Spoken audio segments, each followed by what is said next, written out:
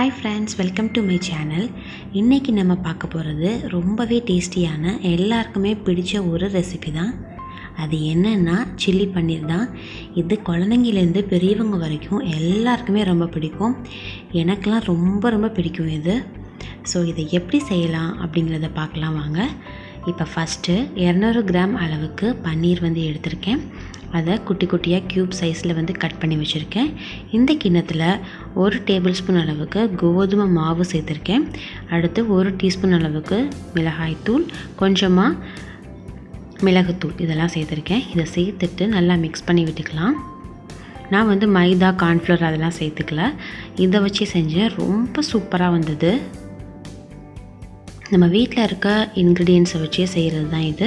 So ரொம்பவே சூப்பராக இருந்தது. நம்ம வீட்டில் பன்னீர் இருந்தால் மட்டும் போதும். ரொம்ப சூப்பரான சில்லி பன்னீர் ஹோட்டல் ஸ்டைலில் அதே டேஸ்ட்டில் சூப்பராக வீட்லேயும் செஞ்சிடலாம். இப்போ அதை நல்லா மிக்ஸ் பண்ணி வச்சுக்கலாம். இப்போ ஒரு பெரிய வெங்காயத்தை இந்த மாதிரி குண்டாக நறுக்கி வச்சுருக்கேன். அப்புறம் ஒரு கேப்சிகம் அதோட விதையை எடுத்துட்டு அதே போல் நறுக்கி வச்சுருக்கேன். இப்போ வடை சட்டியில் நம்ம ஊற வச்சுருந்தோம்ல பன்னீர், அதெல்லாம் பொரிச்சு எடுத்துக்கலாம். இப்போ நான் கொஞ்சமாக போட்டு பொரிச்சு எடுத்துக்க போகிறேன்.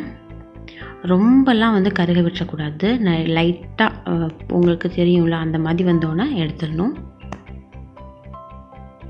அதே போல் சாப்பிடும்போது பன்னீர்லாம் அவ்வளோ ஜூஸியாக சூப்பராக இருந்தது.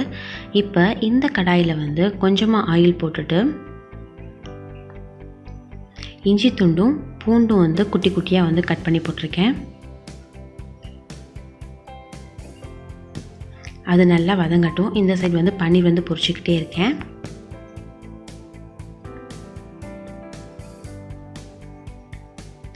இப்போது அதில் நறுக்கி வச்சுருக்க அந்த பெரிய வெங்காயத்தை சேர்த்துக்கலாம். இந்த மாதிரி குண்டாக நம்ம நறுக்கி போடும்போது தான் நல்லா சூப்பராக சாப்பிடும்போது ரொம்ப டேஸ்ட்டாக இருக்கும்.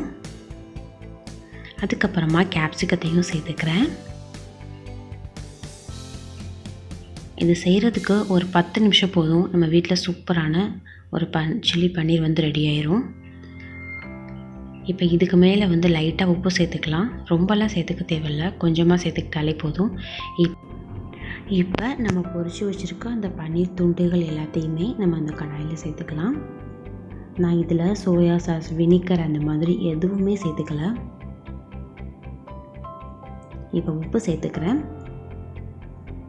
சேர்த்துட்டு நான் டொமேட்டோ கெச்சப் மட்டும்தான் சேர்த்துக்க போகிறேன்.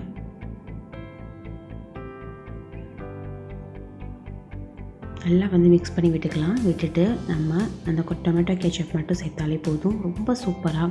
நான் சில்லி சாஸ் அந்த மாதிரி எதுவுமே சேர்க்கலை, இது மட்டும்தான் சேர்த்துக்கிட்டேன்.